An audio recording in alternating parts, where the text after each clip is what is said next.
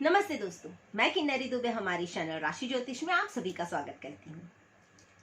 एक पुस्तक है जिसका नाम है इकिगाई, जिसका अर्थ होता है सौहार्द और शांतिपूर्ण जीवन। ये पुस्तक जापानियों के जीवन को दर्शाती है कि वे लोग लंबा आयुष्य सुखी और स्वस्थ तरीके से कैसे जीते हैं। उसमें मैंने पढ़ा कि वे लोग नित्य सुबह पूजा के समय अपने पूर्वजों को याद करते हैं, उनके नाम से लोगों को कुछ न कुछ भेंट देते रहते हैं। वे भी अपने पूर्वजों की गति में बिलीव करते हैं। ये पुस्तक उसी जापानी देश पर है जो टेक्नोलॉजी में प्रगति कर रहा है। मेरा यहाँ पर ये बात बताने का तात्पर्य बस ये है कि हम भारतीय सनातन संस्कृति में विश्वास रखते हैं। हमारे यहाँ मृत्यु पर्यंत देह को दफनाया नहीं जाता बल्कि अग्निदाह दिया जाता है, क्योंकि हम पुनर्जन्म में भी विश्वास रखते हैं और अधूरी ख्वाहिशों में गई हुई आत्मा की अतृप्तता को भी मानते हैं। पर आजकल की हमारी सो कॉल्ड पढ़ी लिखी पीढ़ी इन सब बातों को तकियानुसी कह के टाल देती है। मैं एक ज्योतिषी हूँ। मेरे पास कई लोग आते हैं जो पितृदोष से पीड़ित होते हैं, जो लोग शायद दिखते नहीं पर कहीं ना कहीं बहुत परेशानी से जूझ रहे होते हैं। पैसे होते हैं पर घर में शांति नहीं होती है, छत है पर काम का ठिकाना नहीं है, या जिनके संतान बिगड़ैल निकल जाते हैं।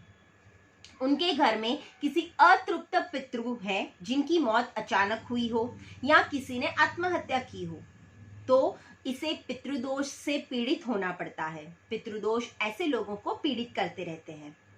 अब मुझसे तर्क करने वाले ये कहेंगे कि वो तो हर घर में कोई ना कोई तो ऐसा होता ही है जिसकी अचानक से मृत्यु हुई हो, जिनकी अचानक एक्सीडेंट में या आत्महत्या से मौत हुई हो। तो मैं कहूंगी हाँ, हर घर में कोई ना कोई ऐसा होता ही है, पर जरूरी नहीं कि सब इसी तरह परेशान हो। फिर कोई कहेगा कि ये सब तो पहले भी होता था, तो अभी ही हमारे परिवार को ये परेशानी क्यों आ रही है। उसका एक सामान्य सा उदाहरण देती हूँ। पहले के समय में ज्यादा दूर ना जाते हुए आज से लगभग 20 साल पहले तक के बात में घर परिवार में एक पुरोहित हुआ करते थे। गांव या छोटे कस्बों में कई परिवारों में आज भी ये चल रहा है कि उनके एक पर्सनल पुरोहित होते हैं। वे पुरोहित घर के मुखिया को या घर के लोगों को समय समय पर कुछ अनुष्ठान पूजा कराने की सलाह देते रहते हैं। जब पितरों की तिथि आती है तो भोजन के लिए उनको निमंत्रण दिया जाता है, उनको सपरिवार भोजन करवाया जाता है। ब्राह्मण भोजन होता है घरों में। कच्चा अनाज जिसे सीधा कहते हैं वो भी दान दिया जाता है।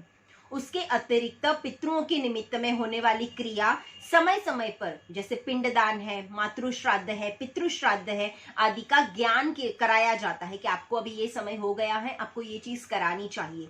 ये वो पुरोहित हमें बताते रहते थे। इसके कारण सामान्य जन को कोई परेशानी नहीं होती थी। आज के समय में लोग पढ़ाई करने के लिए, कमाने के लिए गांव से शहर आ गए हैं, धीरे धीरे यहीं बस गए हैं। कई लोग तो ऐसे हैं जिनको अपने कुल देवता या कुल देवी का नाम तक नहीं पता है, उनका गोत्र का ज्ञान भी नहीं है।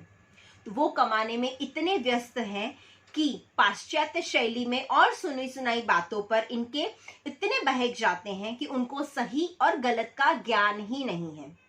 ऐसे लोग अपने साथ साथ अपने घर परिवार और आने वाली पीढ़ी को भी ज्ञान तो नहीं देते और ऐसी बातों को तकियानुसी कह के टाल देते हैं।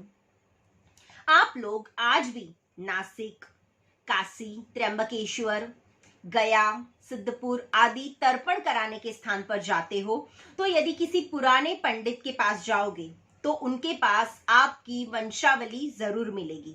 मतलब आपके पूर्वज कभी ना कभी वहां तर्पण करने जरूर गए होंगे। उन्होंने सब कार्य पूर्ण निष्ठा से संपन्न किए हैं, तब जाकर आपका जीवन इतना व्यवस्थित तरीके से गुजर रहा है। पर जब आप इन सब कर्मों को स्वीकार करके अपनी जिम्मेदारी नहीं निभाते तो आपकी आने वाली पीढ़ी को कष्ट भुगतना ही है। ये सही है कि हर इंसान, हर व्यक्ति अपने साथ अपने कर्म लेकर आता ही है, पर पितृदोष जैसे दोष उनके कर्म में बाधा बनकर उनकी प्रगति को अटकाते हैं और तो और वंश वृद्धि में भी बाधाएं आती रहती है।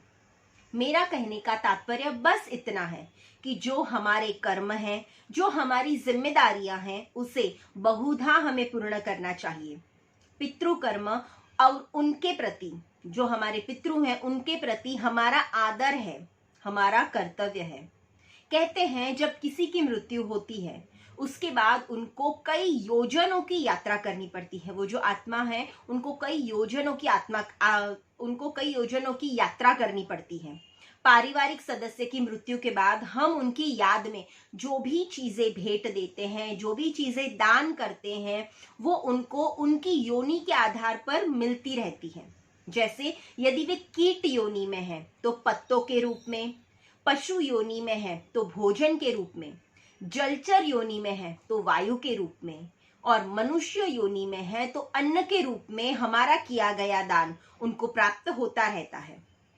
और ये सारी बातें आज की पीढ़ी को तो अवश्य ही करनी पड़ेगी, क्योंकि इस जो महामारी का जो पीरियड गया हुआ है, ये जो महामारी का समय गया है, उसमें कितने सारे लोगों ने अपनों को खोया है, कितनी जाने कितनी आस अरमान के साथ गई हुई है। कुदरती मृत्यु होती तो ये कर्मों का महत्व तो है ही, पर जहां पे अचानक अकाल मृत्यु हो तो ये पैतृक कर्म को ज्यादा महत्व देना चाहिए। ये पैतृक कर्मों को बिना किसी रीजन के टालना नहीं चाहिए।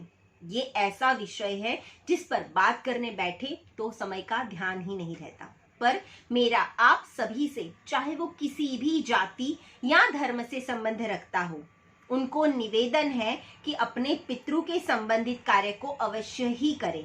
कहीं ना कहीं उनकी आत्मा, उनका वायु स्वरूप देह हमसे, उनके वंशजों से अपेक्षा करता ही है। मुंबई में पितृ तर्पण और पितृ संबंधित कोई भी प्रकार की विधि कराने के लिए योग्य ब्राह्मण हेतु और इस विषय में जिसको भी ज्यादा जानने की चाह है या फिर कुछ ऐसे सवाल है जो उनके दिमाग में आ रहे हैं और जवाब नहीं मिल पा रहे हैं, तो उनके जवाब के लिए आप हमसे संपर्क कर सकते हैं। धन्यवाद।